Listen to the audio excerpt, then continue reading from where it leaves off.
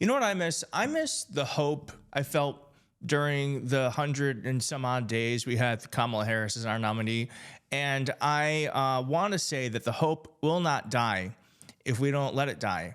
And Kamala Harris has a message for us that did not get a lot of coverage. It came out a couple days ago. I just saw it and I wanted to bring it to you. But this is not going to be the last time that we see Kamala Harris, because Politico is saying that Kamala Harris wants to run again. And she is just now deciding whether that's going to be for president in 2028 or for governor in 2026. And I want to ask all of you, how do you feel about that? Do you want Kamala Harris to be our nominee in 2028? Do you think she would be better served as governor and get some more executive experience? I am not sure what I would advise her to do. I think she 100% needs to stay fighting for us and needs to start a new generation of leadership. But after you see the speech, I think you'll see that she is not going anywhere. Here you go. So I will say this as we close out this year. I ask of you this, that those here and anyone watching, that you will not walk away, that you will stay true to your spirit and your sense of purpose, that you will continue to fight for the promise of America. And I ask you to remember the context in which you exist. Yeah, I did that.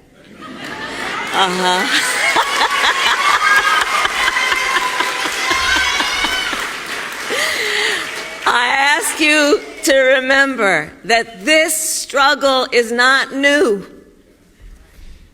It goes back nearly 250 years to Lexington and Concord. Generation after generation, it has been driven by those who love our country, cherish its ideals, and refuse to sit passive while our ideals are under assault.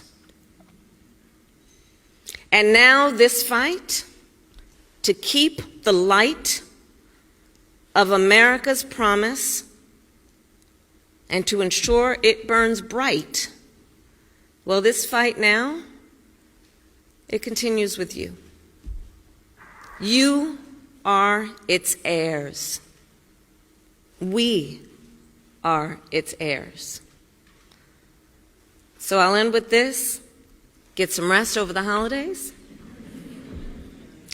Spend time with the people you love. You know, I believe family comes in many forms. There's family by blood and there's family by love.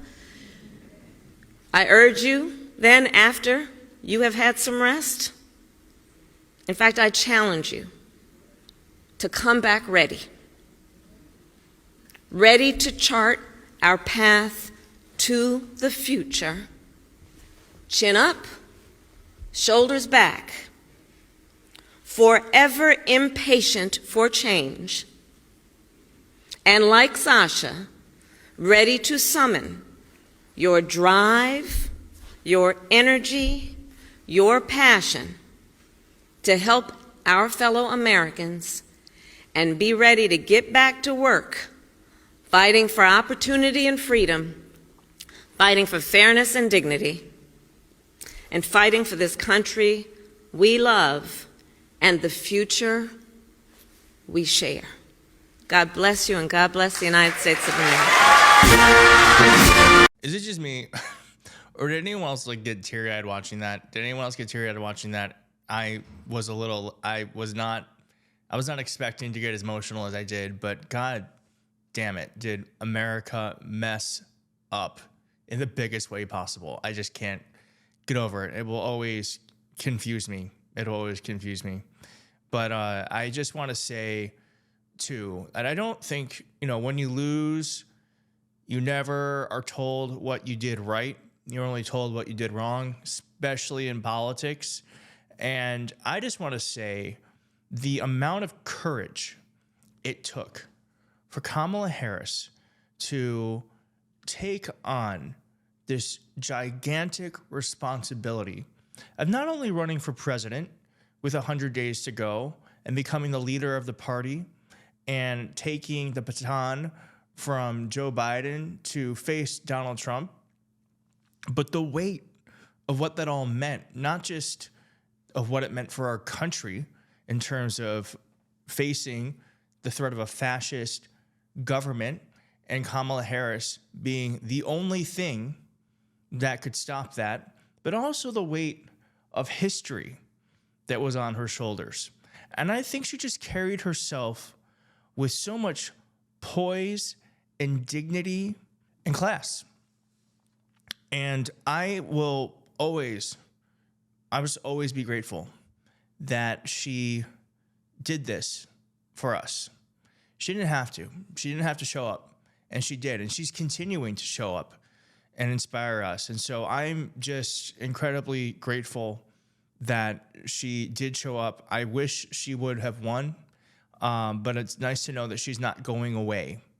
You know, it seems like the message is, hey, get your butt some rest. It's the holidays, but we're going to need you on January 20th to start making some noise.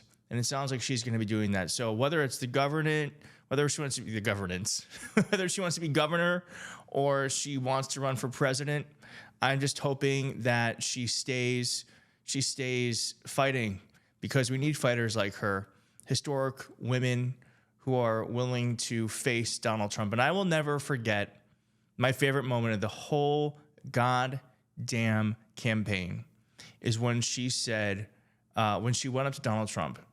Remember there was all that, like, oh, it was all the question, like, is she going to shake his hand? Is she going to shake his hand? And then she walked up to him, got into his space, shook his hand, and said,